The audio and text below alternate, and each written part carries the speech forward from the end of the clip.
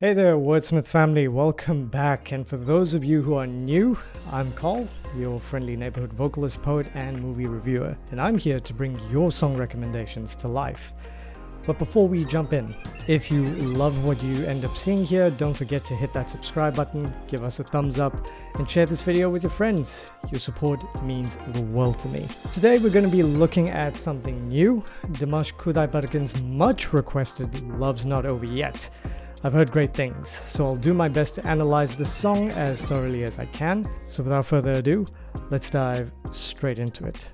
Alrighty then, here we go.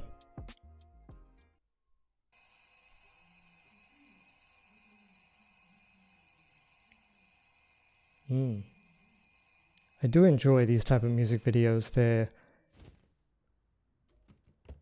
Well, this is very cinematic. The filter, the soft aperture on the background.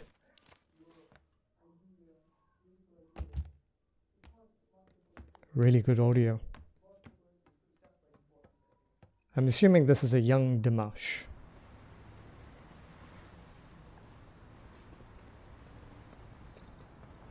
Lengthy prologue. I like it.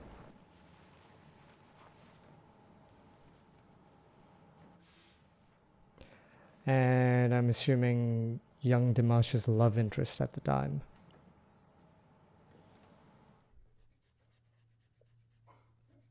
Obviously a very talented young man.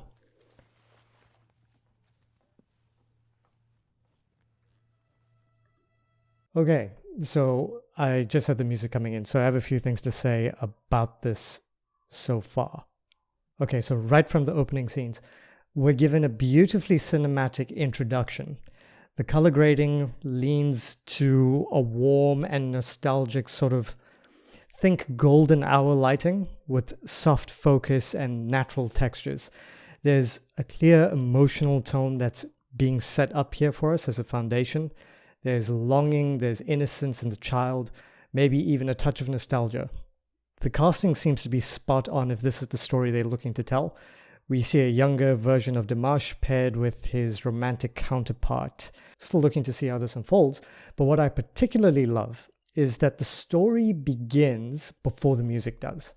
That's a powerful storytelling device. It allows the viewer, in this case me, to become emotionally invested right away, which means when the music begins, it's not just sound, but we're already connected to the world of the song. So really good production thus far. Okay, let me just bring this back a little bit so we don't miss out on vibes.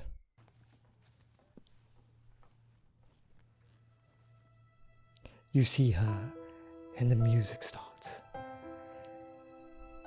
Love's Not Over Yet. This was highly anticipated for the Dimash community, or as he calls them, the Deers.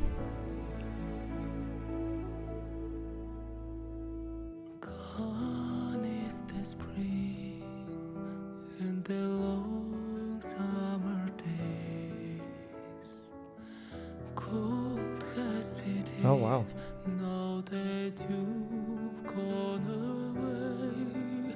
away, oh, that's stunning. Oh, I hate police. I'm haunted by the words I didn't say.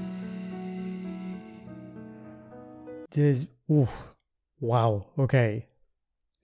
Typical Dimash doing Dimash things. Okay, so the music starts like a minute in, and as it's beginning, we're met with some truly stunning piano work.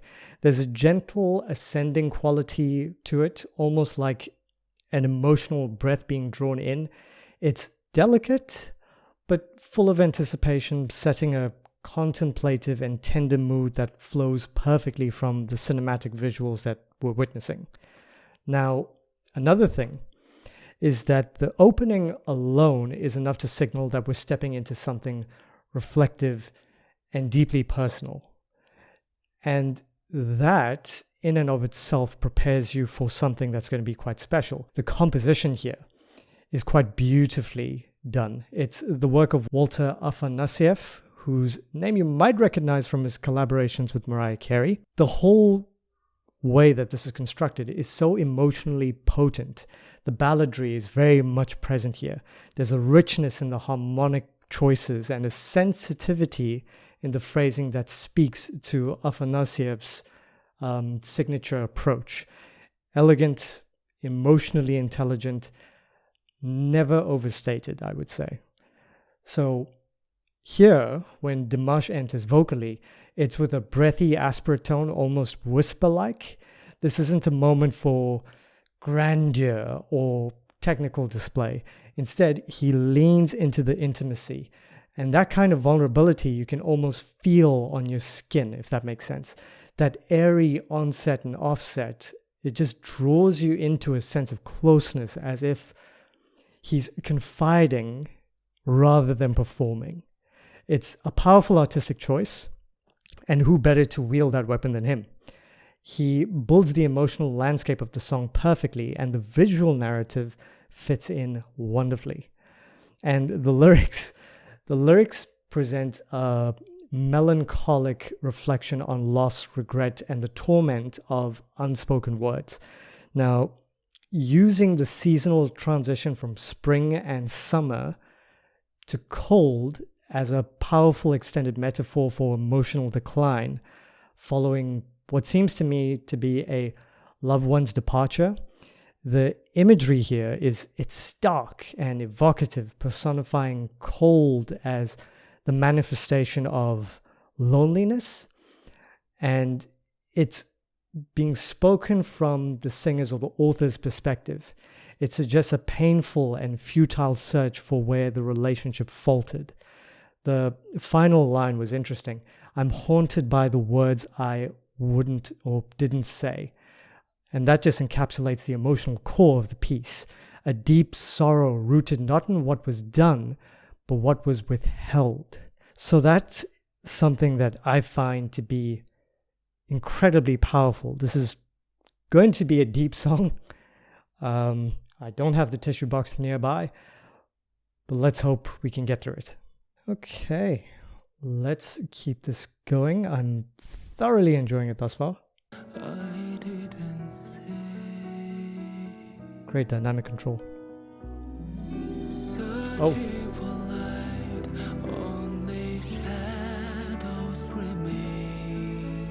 Beautiful. Okay. Oh, love what he did on the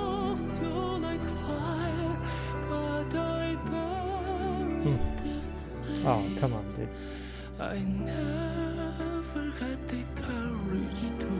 Okay, right.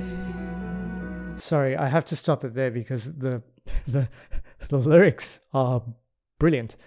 I'm just kind of curious here for the moment because I want to know who wrote this.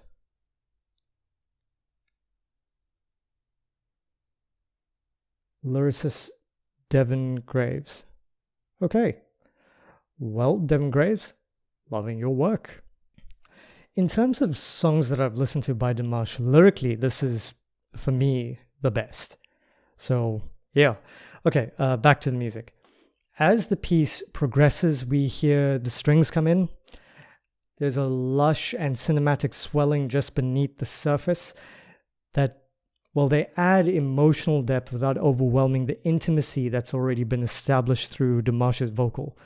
The piano, meanwhile, begins to pick up the tempo slightly, ever so slightly, but it's continuing with that same melodic ostinato that we heard at the start, which is a repeatable rhythmic pattern. It's subtle, but effective.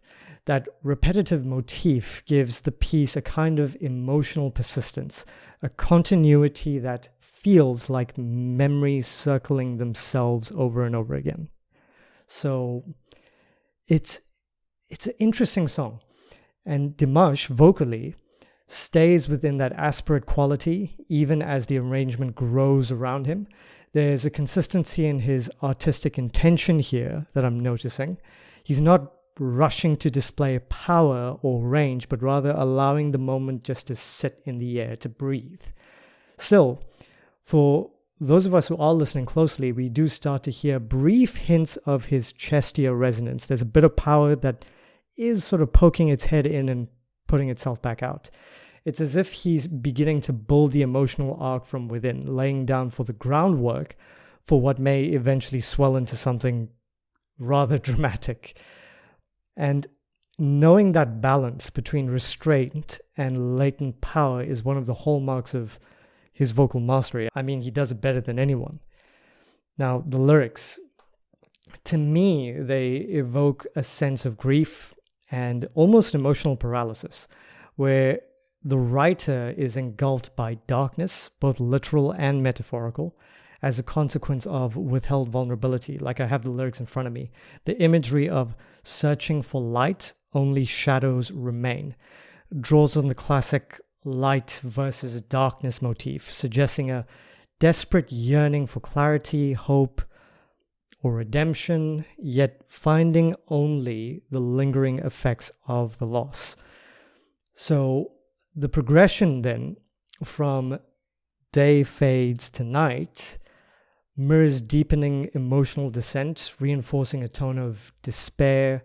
The metaphor, I loved you like fire, but I buried the flames, is particularly potent, suggesting that the lyricist here, in this case Dimash, is speaking of an intense and consuming yet deliberately suppressed emotion, perhaps out of fear, pride, or emotional cowardice. We'll see as it unfolds. And all of this culminates in the line, I never had the courage to explain, which introduces a note of confession, linking back to the theme of unspoken truth and the weight of emotional silence. So this entire verse is just full of inward lament. It's really something beautiful. I'm reading the lyrics here for the first time as he's singing it, and I do have the captions on, and this is a massive step up lyrically. So I'm loving this. Okay, so let's keep this going. Again, this is quickly, it's peaked into my top 10. I am actually going to be doing another My Dimash favorite 25 songs. And the thing is, as reactions go, that list will change. I wouldn't call it an order, definitely a list. Okay, here we go.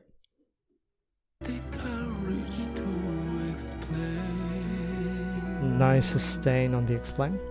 Each time I close my eyes, I see you here. Oh, I would give it all to hold you near to that's stunning. Oh my gosh. You're always just beyond my reach. Great vibrato. But how my arms are aching to embrace you, to gather you inside them and embrace. Oh, that's so pretty. I want to faint.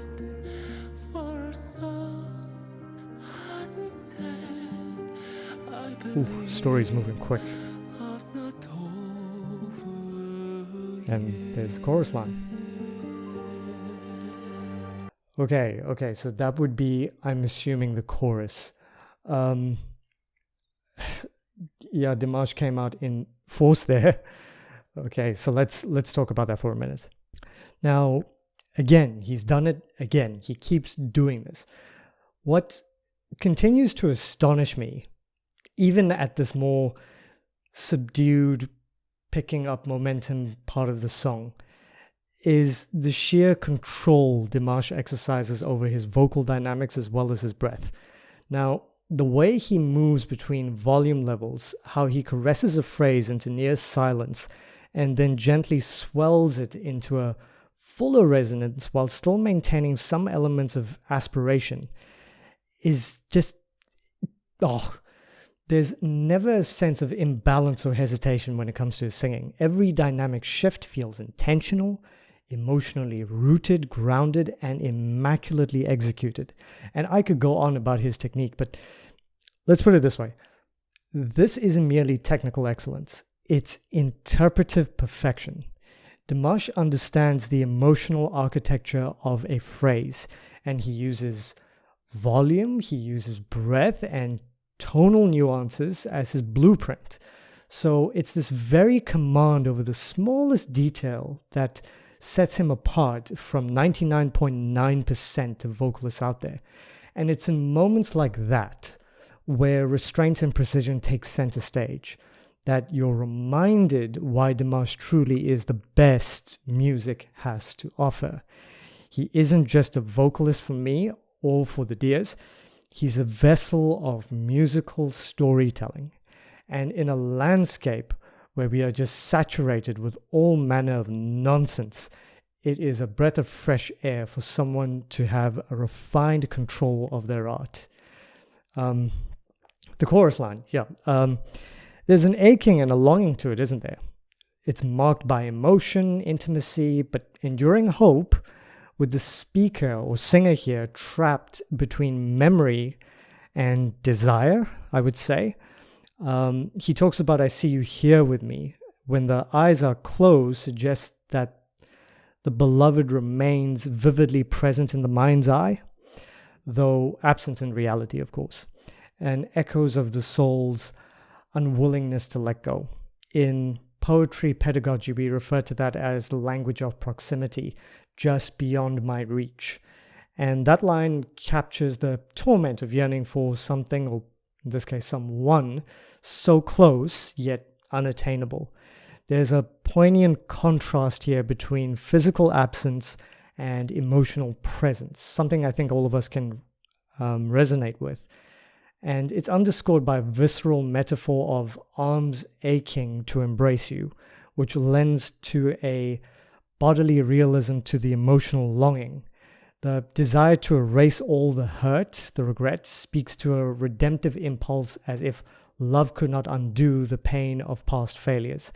Yet the final line completely shifts the tone to some degree, and it's towards hope and restoration. Though our sun hasn't set, love's not over yet. So really, really powerful lyrics. Really stunning stuff, my word. Well done, lyricist. Well done, composer. And of course, Dimash just being Dimash. Okay, so let's keep it going.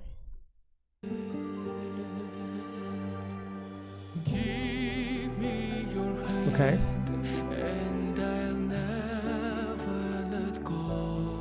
Beautiful.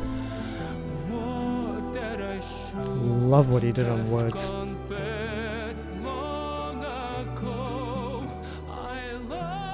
Oh, beautiful tone. These lyrics, man.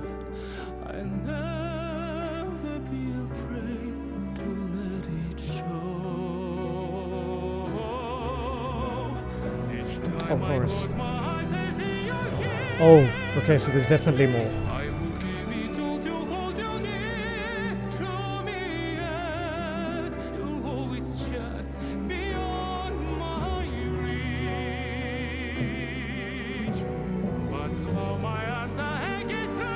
Oh.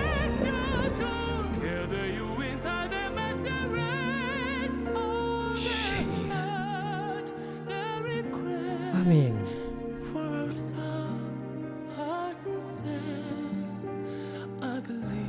oh, these lyrics, man.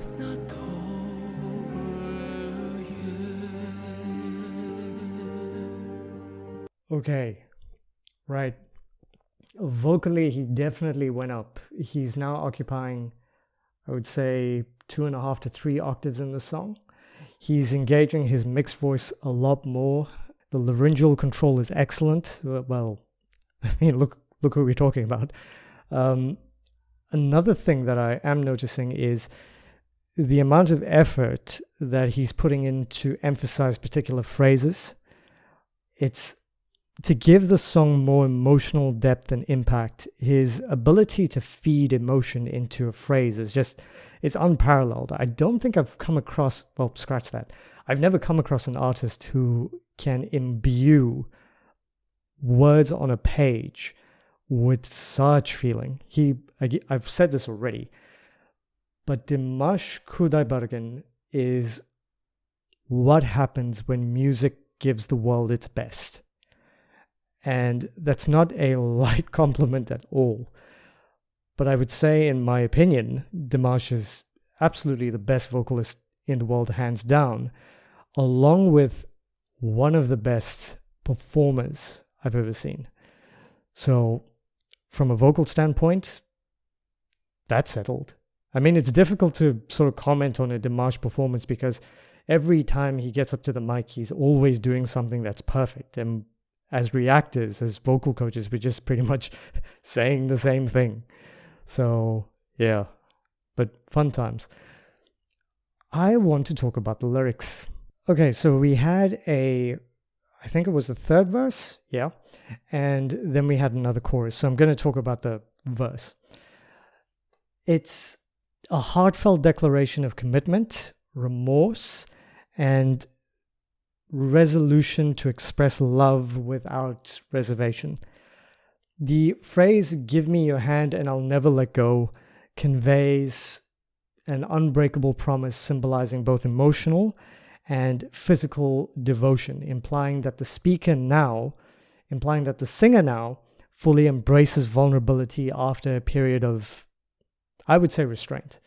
The line, "words that I should have confessed long ago," that's regret, acknowledging missed opportunities for openness and honesty, suggesting that the delay in expressing love has caused unnecessary pain. And you know what? That's a lesson for life.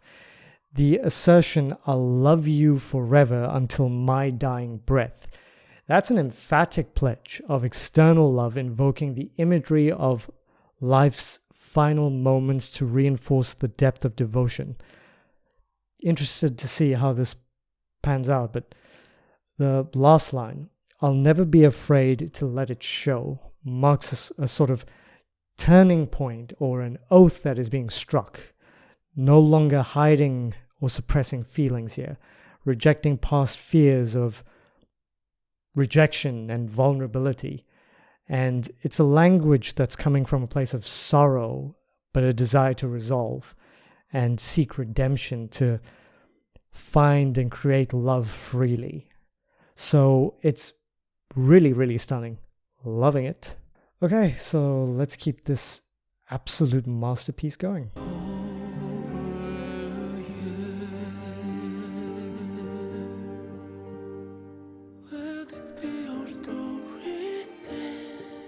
Bridge. Okay, cool. Cute girl. Teddy bear. I could be your prince, your hero, your romance. You hold our destiny inside your head.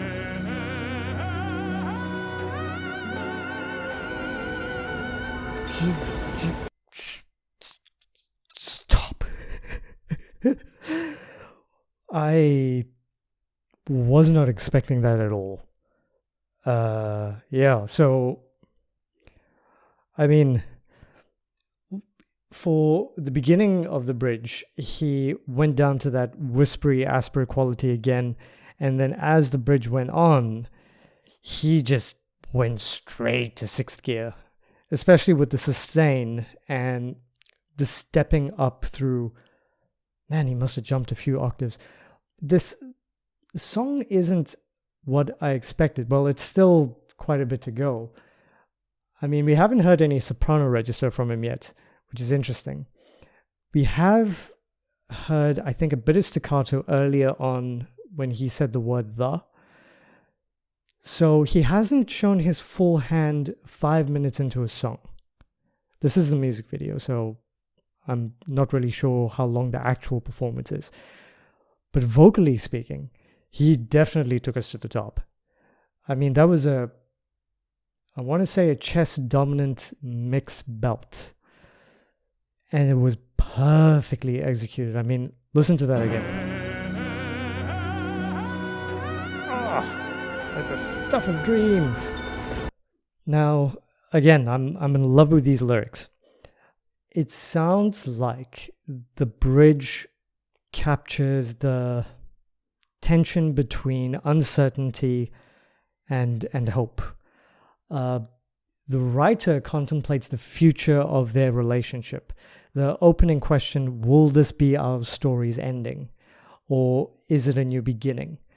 Reflects a pivotal moment of doubt, highlighting the crossroads at which the writer stands, uncertain whether the relationship is nearing its conclusion or just embarking on a new chapter. So the offer here, I have the lyrics in front of me again, your prince, your hero, your romance, that's a banger line, reveals the writer's desire to embody idealized roles of love and protection, conveying a sense of deep romantic realism and a longing to fulfill the other's emotional needs. So that's great. What else? The closing line.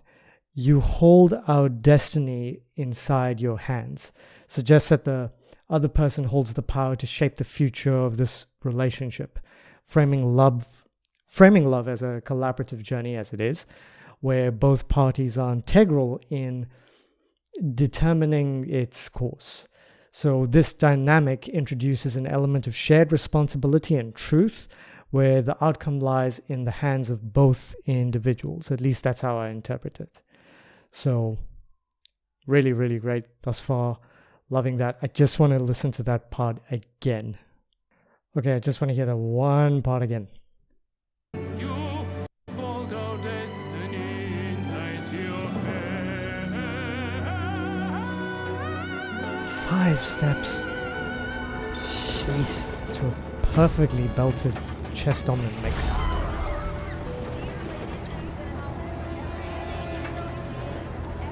Oh, bloody hell, no.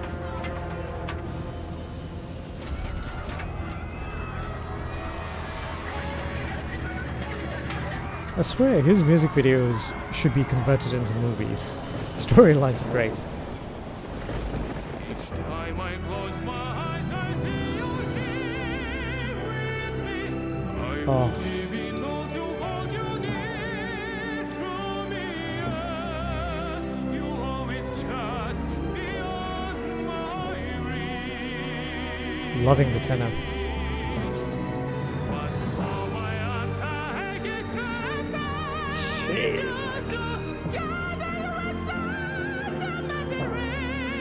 Oh.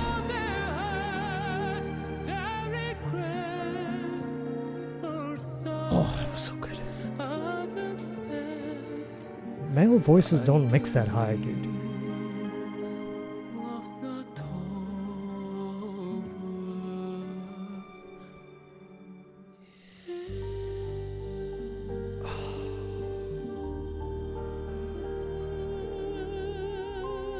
Oh. Crescendo. Decrescendo. Crescendo. He did that in SOS. Oh no, that's...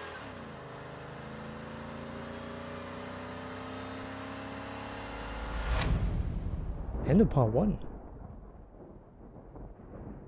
Part 2? Okay. Look, if this is part 1, I do want to save this for... I want to save my final verdict on the song for after part 2. Simply because judging something in isolation when the full context hasn't been given isn't right nor fair, I don't think. But for me, this song was just absolutely outstanding, and I would put that on repeat. I wonder how long the actual performance is, the audio. It felt like 5 minute 40 worth of actual vocal performance. And the rest is just story, which is excellent. Okay, well, folks, thank you so much for watching. If you enjoyed this video, please do drop a like and comment what you thought of it in the comment section below. If you would like to further support this channel, please do subscribe. And if you're feeling extra generous, consider buying me a coffee or joining my Patreon, where you will experience some exclusive perks and benefits. And if you're watching this on YouTube, there is a longer version of it on my Patreon, where I go a little bit more in depth. hope you join me there. Well, folks, thanks so much for joining me. That's all from me, folks. Thank you so much for joining me. Until next time, be kind, be gentle, and be respectful to one another, and help each other out when you can. And I'll see you guys in the next video. Take care, everyone. Cheers.